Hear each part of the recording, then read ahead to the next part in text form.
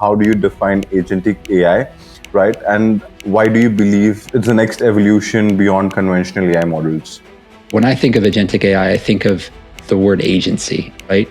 The willingness and the ability to take an action based on your understanding. When you kind of combine predictive AI and generative AI, you get a pretty substantial value on what you're doing.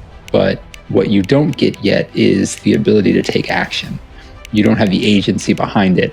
And that's really what agentic AI brings. Welcome to Discover Dialogues Podcast, powered by TechDogs. The world of business and technology is evolving at breakneck speed. AI breakthroughs, digital transformation, and game-changing innovations are reshaping industries every day. On this show, we dive into the trends, ideas, and strategies driving the future. We're sitting down with industry leaders, innovators, and disruptors to bring you fresh insights, bold perspectives, and real conversations that matter. So plug in, tune in, and let's discover what's next. Today on the show, we're joined by Brian Chidester, global government leader and strategist at Adobe. Brian has spent over 2 decades driving transformative initiatives across AI, customer experience, and enterprise strategy. From early roles at Monster and Genesys to shaping Adobe's approach to digital transformation, he's built a career on translating complex tech into actionable strategies that deliver real-world impact. Let's dive in. Welcome to another episode of TechDogs Discover Dialogues. Brian, it's a pleasure to have you on the show today. Thanks so much for having me. I'm excited. Great. Brian, when I was doing the research on your profile, right, I could get to know that your journey so far has been very extensive. You've worn various hats, right from in major giant companies, right from Monster to Genesys, and now leading the global public sector strategy at Adobe, right? And you've held leadership positions across these companies. Can you please walk us through your journey and how has it shaped you till now? Yeah, absolutely. I think my journey sort of, at the risk of sounding cliche, started when I was young. I think my background is really shaped from my athletic career and playing a lot of different sports. And I've only recently, I think, reflected on what I was able to take away from my athletic career. But I played a lot of different sports, and soccer was my primary sport, and played all the way through college, even played a year professionally. And the reason why I say I think that really shaped my path, and I think a lot of athletes would probably say this, is it gave me the understanding that you get out of something what you put in. And I know the level of effort that it took for me to go from someone who just wanted to go kick a ball around all the way into a national level team member. So being able to do that type of transformation myself took a lot of work. And I know that's the type of work and effort it takes to be successful in anything you do. So I think that's really where my journey started. And I think my career took a pivot, and I've talked about this a fair amount. My career took a pivot maybe somewhere around 10 years ago, where I went from more of a empirical marketing background into a strategy background, just purely by falling in love with the industry that I'm in and wanting to learn more and more about it, and kind of soak in as much as I possibly could. And that's really what led me to the role I'm in now at Adobe, where I'm leading global public sector strategy.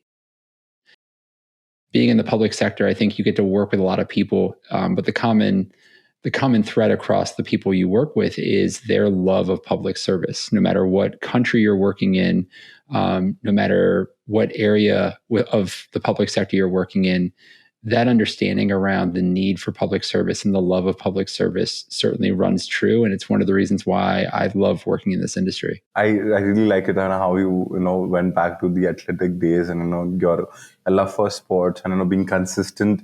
And I believe that like being athletic and in sports and playing sports really ingrains the resilience in you, and the motivation of growing and moving ahead, and then how you transitioned into your love for public sector, right? Like giving it back to the community, like irrespective of your nationality or wherever you belong from, serving back to your country and the public sector is one of the best things that one can do, because you're giving it back to the society and we're all going towards the betterment of as a humankind. Yeah.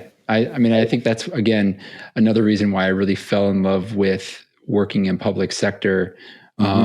I mean, honestly, two reasons. One, kind of leaning on that athletic background, I'm a hyper competitive person, and knowing how difficult it is to work in a highly regulated industry like the public sector, I love the challenge that we're faced with every day. So I think that's one. But two, just knowing that the work that you do really does pay dividends for everyone. I mean, I can walk around my neighborhood and know that the work that I do with certain agencies in the United States is helping people. I have a lot of friends that are veterans, and I know Adobe does a lot of work with the Department of Veterans Affairs and how we help them deploy a next generation experience for the veterans. Knowing that I can be working on things that are helping friends of mine is a very cool thing. So that's why I really love what I do. That's really nice. So Brian, now we've got to know about your career journey so far, right? And the foundations of your leadership, right? So let's now dive into something that is really exciting in the sectors of AI. Right, there's a lot of buzz going on around agentic AI. Right, this new technology is truly transforming how we think about autonomous systems, right, and their roles in business, right. And because this technology is getting a lot of buzz around, but there are very few people who truly understand what it is and what its potential is. So can you please let our audience know, how do you define agentic AI, right, and why do you believe it's the it's the next evolution beyond conventional AI models? Sure. So when I think of agentic AI, a lot of people look at the root word of agent, right? Mm-hmm. But when I think of agentic AI, I think of the word agency, right? The willingness and the ability to take an action based on your understanding. And I think that to me is the biggest way that or the best way that I can define what agentic AI really is. And I think, just to paint a clear picture, it's the next evolution of AI, because it's really built foundationally on top of the other areas of AI that have impacted our lives so significantly. So you can start with the idea around predictive AI and using data models to be able to make predictions around, and I can speak specific to public sector use cases, but make predictions around what we as citizens need on a daily basis based on our actions, based on our engagements. Next, you layer on top of something that took the world by storm, which is generative AI. And when you kind of combine predictive AI and generative AI, you get a pretty substantial value on what you're doing. But what you don't get yet is the ability to take action. You don't have the agency behind it. And that's really what agentic AI brings. So you have the data side, where you take a look at data models, get predictions and predictable patterns across things. You have the generative side, which can create different narratives and messaging, et cetera. And then you have the action, right? The agentic piece, which allows you to really bring it to life. One of the things we do at Adobe, excuse me, is we help governments around the world with a number of different things. But from an experiential perspective, how do we help their websites and their experiences become more accessible to their citizens, whether it's a language barrier, whether it's a disability that they have? How do we remove friction between the citizen and engaging with the service? So accessibility is a very, very big area for us. And working in a highly compliant and high regulated industry like public sector, there's a lot of governance around that. So you have governments around the world taking a look at agencies and websites and engagements and making sure that they are accessible to citizens. we have, through our agentic AI capabilities, and I'm just saying this to be able to paint a picture, the ability to deploy an agent that will allow you to scan the website in real time, identify some of the areas that are making that website or that experience, whatever type of platform you're deploying your experience on, but then rectifying what the challenge is. So taking that action to get it to an accessible state. That to me is game changing, and being able to do that is not only going to help citizens engage better from an accessibility perspective, it's going to help the workforce, which is certainly constrained all over the world, be able to do more with less resources. So I'm really excited about what the value of agentic AI can bring to the public sector. That's great. You spoke about how AI is being used by the public sector to make information accessible to citizens. I believe that the pros of AI, right? And I believe that people with spatial abilities it will be much easier for us to communicate with them. It will be much easier. Things will get more accessible for them in terms of how do they communicate with the others, how to get information accessible towards them. So that's really an interesting area of innovation that is happening right now. Can you share us like for our audience, can you give us one or two use cases of where you have where this is actually applied, and what are the results that you've got, and something in the So the one use case I just gave around accessibility, I think, is important. Another area where agentic is playing a major role for governments and engaging with citizens is a pretty simple one, which is in a chatbot capacity. So being able to layer on, obviously, using data predictions around what the citizen is going to need. So I talked about kind of the layers around AI. Using generative AI to be able to engage, build messaging and narrative to be able to engage with the citizen. But the agenting component, where you've built on top of that, and now that chatbot can take an action for the citizen. So I think chatbot capability is one that we're seeing being rolled out all over and getting a lot of value from the governments that are doing it. I think one of the areas that governments become really inundated is the call center. So any way that you can remove some of that constraint on that workforce that is getting the inbound queries from the citizens, you're going to get high value very quickly. And agentic AI is really capable of doing that. I'm just going to steer off the topic a little bit, because you are leading the public sector strategy for AI at Adobe, right? And because you might be interacting with a lot of public sector leaders, right? There's a lot of conversation happening across the globe, right, and across the governments about AI, the risks of AI, right? Will AI take jobs of people? So what's your take on it? Like, will AI replace humans or enhance them, is one question. And so everybody is discussing about the risks of AI, right? So what is the discussion currently happening in the public sector in terms of how do we minimize the risk, and how can we change the entire workforce in terms of so that AI gets integrated at a safe and secure level so that it does not have hazardous impacts? Throwing some fastballs. I like it, Nikhil. So I think to start, I think you're definitely going to see a level of disruption on certain roles, right? And I think that's inherent on any type of transformation. When you had things like and escape me now, but in the early 1900s, you get things like the assembly line. You have new vehicles come in. You hit the transformational age. It's going to remove certain jobs, but it's going to create new jobs.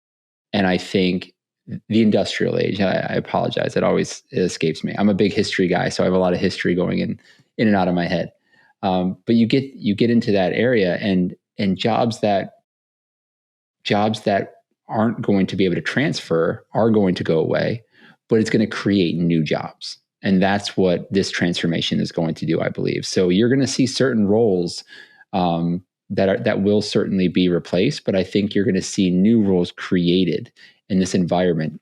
And that's why the thing that I've been really stressing is the need for enablement, for upskilling, for reskilling, being very intentional in how you're supporting your workforce. It doesn't mean your workforce size needs to shift. It means maybe the capabilities or the skill set that your workforce has needs to shift to be able to complement what the AI can do and what it can bring to whatever stakeholders they're looking to drive. Definitely. I was reading the research, by there was a research that came out. It said that by 2030 you'll have to upskill, otherwise you will be left without a job. So, yep. I mean, and that's even something that we deal with on a daily basis in our roles. I mean, we're constantly having that conversation around how do we work alongside artificial intelligence, right? Whether it's predictive, whether it's generative, whether it's agentic, how are we adapting our roles to make sure we're getting the most productivity out of ourselves, out of our teams, and driving the most value for the people that we're working for. So I think it's an important conversation that everyone should be having as this transformation happens. So, and have you seen any resistance in the public sector, specifically in the adoption of AI? And what advice would you give people who are resistant against integrating AI in their workflows? Yeah, I think we've seen a lot of adoption around artificial intelligence, and it's really been to I think your second question around use cases. It's really been specific to use cases, and that's also the advice that I generally give the leaders that I'm meeting with is identify some pockets where you feel like you can one, substantiate the need for AI, but two, prove out the efficacy of the technology and really create champions for what you're trying to achieve across the ecosystem. And when you can do that in small pockets, it tends to proliferate across an enterprise. And that's really the advice that I've been giving leaders is identify the use cases. And we've really tried to come in and help them also identify some of those key areas that we feel like they can derive value from it, and then help them deploy, get those small wins that they can then grow out across their entire enterprise. Now that we have an understanding of what agentic AI is, right? Now we would like to, our audience would like to know about, what actually makes, what are the core ingredients that make an AI system truly agentic rather than just being intelligent? It's sort of what I talked about earlier, right? It's the ability to build on the pre-existing AI capabilities predictively and generatively to take on that action. I think it's why I really try to define agentic AI as AI with agency, the ability to understand and the ability to predict and the ability to take action on whatever it's trying to do. I think those are the core areas. The nice thing that Adobe is doing in how we're rolling out our agentic AI capabilities is we've been very smart about identifying what those key use cases are. So I mentioned the one around accessibility. There's several others. Whether you're trying to journey map across whatever the citizen journey looks like, or whatever your experiential needs are, we've built an agent around that. So it can hyper focus on what the need is of the particular department or agency to drive that value. So I think that's one of the things that makes Adobe really unique is our ability to hyper focus by industry and understand what the needs are within that particular industry, and then within the personas of that industry to give them an agentic capability that's really bespoke for them. For sure. So are you seeing any industry particularly, that is leading the charge in AI? I think AI is certainly probably getting more proliferation in things that are more consumer facing. So if you think about some of the retail vendors out there like Amazon and Walmart and others, and again, all Adobe customers that are leveraging Adobe artificial intelligence to drive that value for their consumers. But that's really where we're seeing the most rollout of artificial intelligence is being able to drive those consumer-driven use cases. It doesn't mean that within other industries there's not a lot of value. I know within the financial services area, for example, being able to scale out using AI has become absolutely vital. And the reason why I love some of the use cases happening there is it's another highly regulated industry that Adobe's really driving a lot of value in. So So yeah, I think when you look at consumer facing, that's really where a lot of the AI pieces are really rolled out. For sure, we have discussed about this technological advancements like agentic AI, right? And its power in reshaping various industries, right? But one important part of all of this is how leaders guide uh, public sector or in business world as well. How are they driving these shifts? So that it is a seamless transformation that is happening across their ecosystems, right? So in this segment that we're leading into, we'll explore how leadership in today's tech savvy world requires vision, also resilience, and an ability to scale that transformation, right, across complex organizations, right? Because there can be resistance again. You spoke about highly regulated spaces, right? And public sector is one of the highly regulated spaces, right? So leading transformation, especially in large spaces, large organizations, and across governments, right, can have significant amount of challenges, right? So what does it take for public sector or large enterprises to scale transformations across silos without losing the momentum of innovation? So I think there's a bigger question there, obviously, than just talking about agentic capabilities. Um, I think one of the things that is important is something I touched on earlier, which is you really need to identify and find those areas where you can drive victories for you and your team, so you can create champions. Because there's not a need to, if you scale too quickly, I think you're going to end up losing that momentum. So I think identifying use cases and doing that is important. But the other is really focusing on change management. And I know a lot of people will have various opinions around change management, but I'm a big believer that it has to be top down and bottom up. It has to be championed by your leaders, but you also have to bring in the practitioners that are going to be using this on a daily basis to get their understanding of what the processes are that they might be transforming, what are the different mission needs within public sector that need to be addressed. Because if you don't do that, you're going to die on the vine and you're going to lose momentum immediately. I think you have to get everyone already engaged and galvanized in a single direction. And if you do that, I think that's going to really help you drive more momentum. For sure. And as an organization grows and adapts to new technologies, the traits of future ready talent evolves as well, right?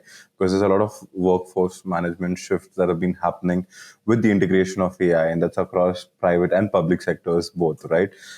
So what traits do you think future ready talent should have in them, and how are these traits changing with this evolving landscape of tech? Yeah, I mean, I think at the risk of being ironic, I think one trait that's really important is agency, is really making sure that you have a good understanding of what the needs are and you're willing to have a bias for action against what those mission sets demand. I think that's really important. I mean, we talked about this when you asked your question around jobs and how it's going to impact jobs, and having the agency to understand how AI is going to disrupt your particular industry, but then having a willingness to take action to make sure that you're enabled and skilled to be able to take advantage of the value that AI is going to bring you as well is absolutely key.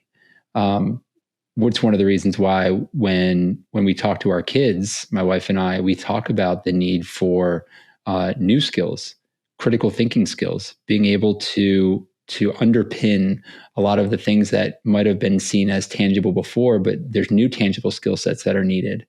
And critical thinking is certainly one of them, especially as you're working alongside an enhancer like AI.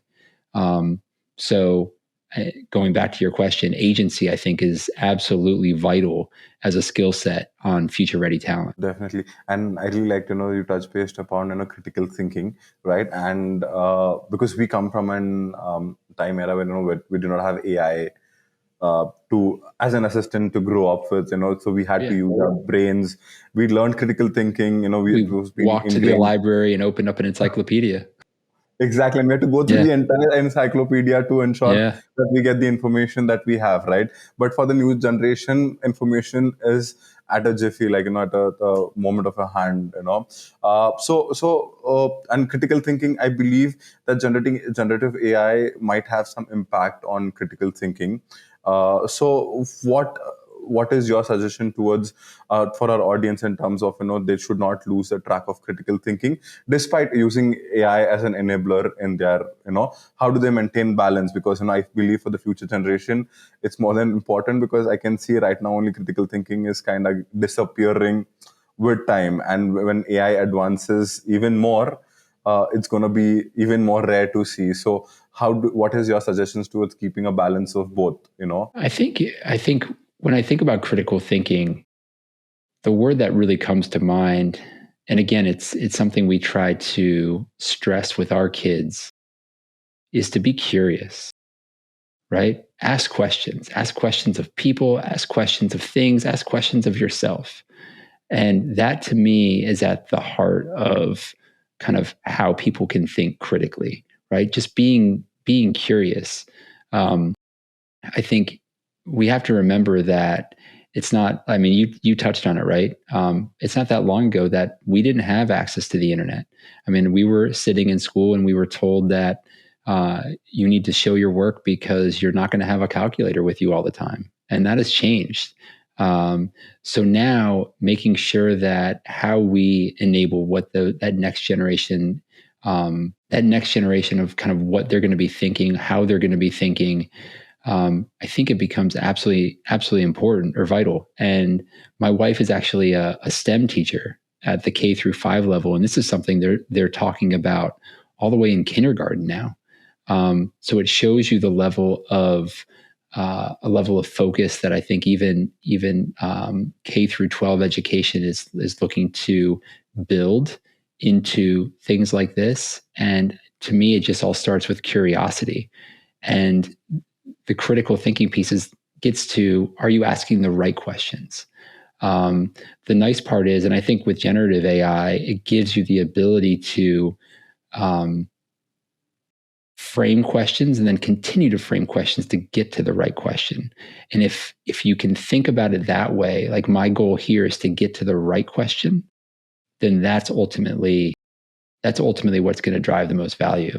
My wife and I we like detective shows, and there was a show called it's a series called True Detective, and the most recent season, and I don't know why this just popped in my head, but the most recent season, the question or the thing that the police officer would ask that's leading the investigation is, or she would say, you're not asking the right question, right? And I think that's something that we should be constantly thinking about. Are we asking the right question? And if we're not, how do we get to the right question? And that's how we can think more critically around the different things that are going to help us scale out ultimately what our mission objectives demand. For sure. Brian, we spoke about Agentic AI, your career journey, and how Adobe is helping public sector, to evolve, the experience, right? Revolutionize it, making it more accessible towards all the citizens and, like people who are specially abled and all of that, right? But, before we let you go today, we would like to end it up on a very lighter note. That's our rapid fire section, right? Okay. Whenever you're ready, we would just want quick answers, no overthinking. This will help our audience to know the personal side of Brian than the one who strategizes the public sector. Sure. Well, I'm ready whenever. I'm ready as I'll ever be, I guess I'll say. So, what's one tech buzzword you wish that would disappear? There's a lot of them. Maybe future-proof. I think right now nothing's future-proof. I think tech evolves too fast. I think just thinking about it as scalable or adaptable is important. I think future-proof is probably one I would love to see disappear, amongst others. I'll take the fault. I've used future-proofing a lot of times. Oh, I'm guilty. I'm guilty too. I need to pull it out of my vernacular. Exactly. And now I'm going to pull it out and I'm going to erase that word from my head. Are you an early riser or a night owl? Oh, not a night owl. I'm an early riser, 4 a.m. every day. That's really great. If you could have a dinner with any historical figure, because you're a history fan, who would be? If I think about, it's a good question. I mentioned earlier in the show that I'm a lover of history, a big history enthusiast. I think if I think about the time that we're in and frame it through that, maybe someone like Teddy Roosevelt. I mean, he's a very charismatic figure, full of grit, but very reform-minded. I think he'd be really good at giving advice for the time that we're in right now. So I think Teddy Roosevelt. One tech gadget you can't live without. One tech gadget I can't live without. My Apple Watch, maybe. I mean, I have it on all the time. I work out every morning, and I think having this on, tracking my health, tracking my life, is something that I rely on, especially with my sleep too, making sure it's prioritizing my sleep. So probably my Apple Watch. Texting, voice note, or emails, what's your default form of communication with others? Probably texting and voice to text. I've gotten better at voice to text. My wife's kind of helped me with that. And if alien landed on Earth, what would you offer them to taste? What would I offer them to taste? Yes. So I have a big sweet tooth, and I love gummy bears. So maybe gummy bears. It would definitely be something sweet, not salty. Definitely. So are you a digital calendar person or a sticky notes one? Well, I'm sort of both, but I would definitely default as digital calendar. And my calendar looks crazy because I use that to build reminders in. And but I mean, if you look at my desk, I have sticky notes too. I even have a sticky note on my desktop, a sticky note. But yeah, I would say definitely digital calendar would probably be my default. In one word, how would you describe the future of AI? Disruptive.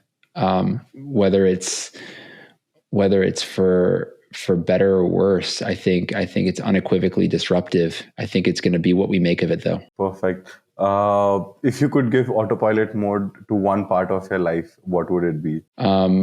Help me understand the emotion of my kids. How's that?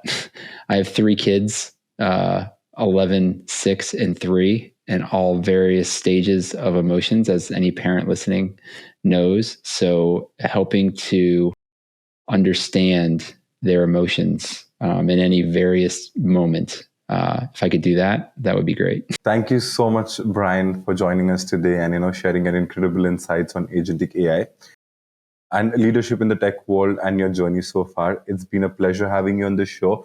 Any parting words you would have for our audience before you leave?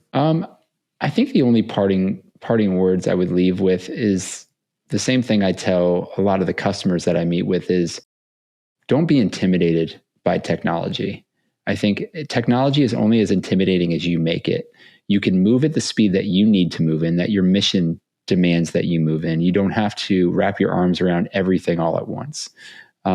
So do your best to remove the intimidation factor, find what works for you. But I think the other piece of advice I would give is make sure it's not all about the technology. Think about your people too. I think that's probably what I'd leave folks with. Thanks so much, Brian, for joining today. It was a pleasure hosting you. Thanks for tuning in. If you enjoyed this episode, subscribe on YouTube, Instagram, or your favorite podcast app. Catch past episodes and more at techdogs.com. See you next time.